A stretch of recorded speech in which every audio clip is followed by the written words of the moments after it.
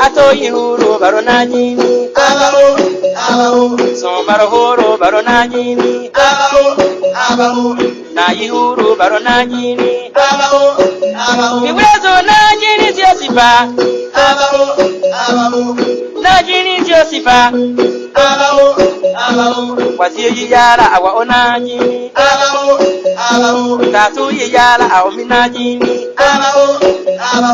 Kolo yiyala awa minajini Aha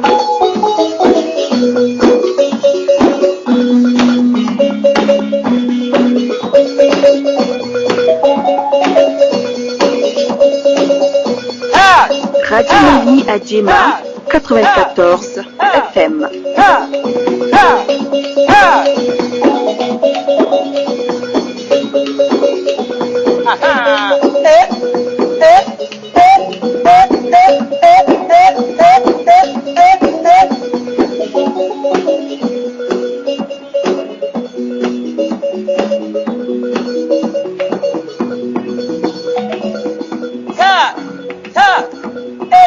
Yema wade najini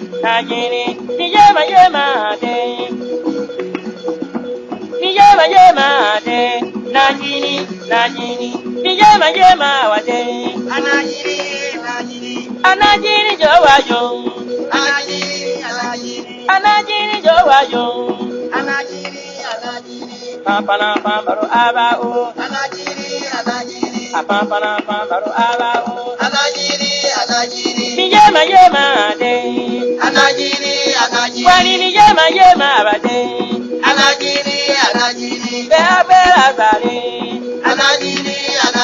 Bera bia nyuzamiye anajiri Bera bia tizamiye anajiri Wasiyo yiyara awa onajiri Wa marimi wale najiri Tatu yiyara awa minajiri Kolo yiyala awo minajiri Najiri siosipa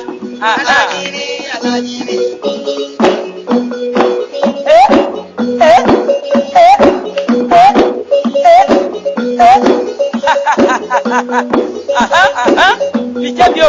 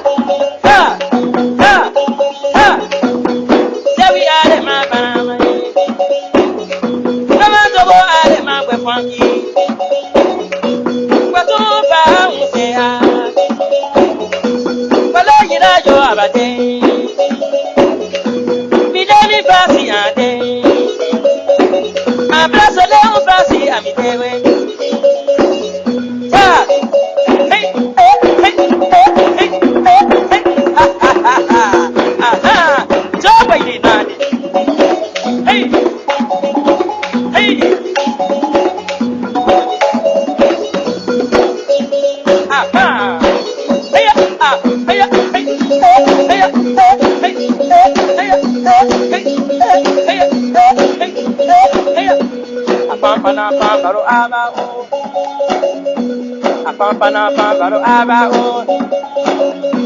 Lama famu yo wayo Bidemi fasi abade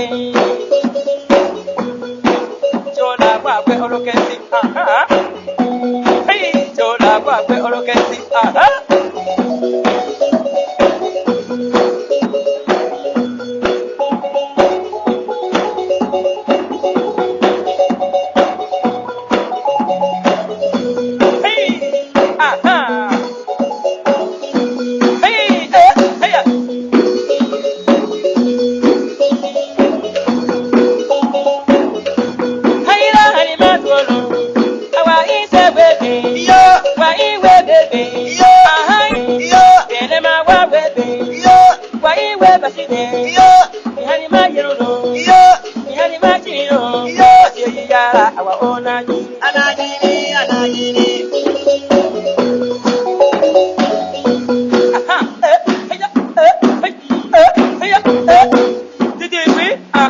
Hey